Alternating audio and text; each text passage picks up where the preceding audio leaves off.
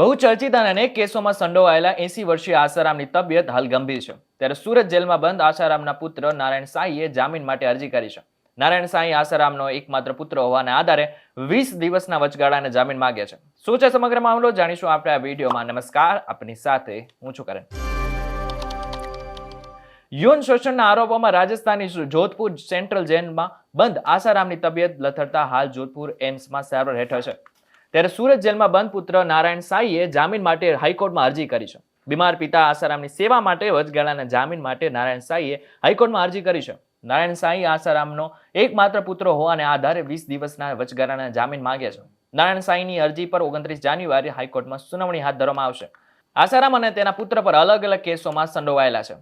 જોધપુર જેલમાં બંધ 80 વર્ષના આસારામ દુષ્કર્મના કેસમાં આજીવન કેદની સજા કાપી રહ્યો છે. આસારામનો પુત્ર નારાયણ સાંઈ પણ દુષ્કર્મના કેસમાં આજીવન કેદની સજા કાપી રહ્યો છે. પોતાને ભગવાન કહેતો આસારામને તેમના અનુયાયીઓ બાપુ કહેતા હતા.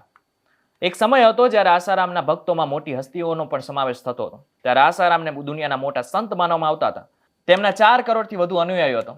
મોટા મોટા રાજનેતાઓ તેમના આશ્રમમાં પૂજા કરવા આવતા હતા. પરંતુ તેમના પર હત્યાની અને બળાત્કારની કેસ થયા બાદ આસારામની ધરપકડ થઈ હતી. ત્યારબાદ તેમનો પુત્ર અને પોતે દુષ્કર્મના કેસ ઉપર સંડોવાયેલા હતા. કેસ બાદ 2019માં આજીવન કેદની સજા થઈ. ત્યારે આટલા વર્ષો જેલમાં કાઢ્યા બાદ આસારામની તબિયત ઘણી વખત લથડી હતી.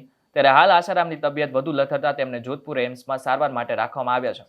ત્યારે જોવાનું એ રહ્યું કે તેમના પુત્રને હવે વચગાળાના જામીન મળે છે કે નહીં. ત્યારે આ બાબતે તમે શું વિચારી રહ્યા છો અમને કોમેન્ટ કરીને ચોક્કસથી કહેજો. વિડીયો થકી તમને કોઈ માહિતી મળી હોય તો વિડીયોને લાઈક અને શેર જરૂરથી કરજો તથા આવા જ અન્ય સમાચારો માટે અમારી ચેનલ નિર્ભય ન્યૂઝને સબસ્ક્રાઇબ કરવાનું ભૂલશો નહીં. આભાર.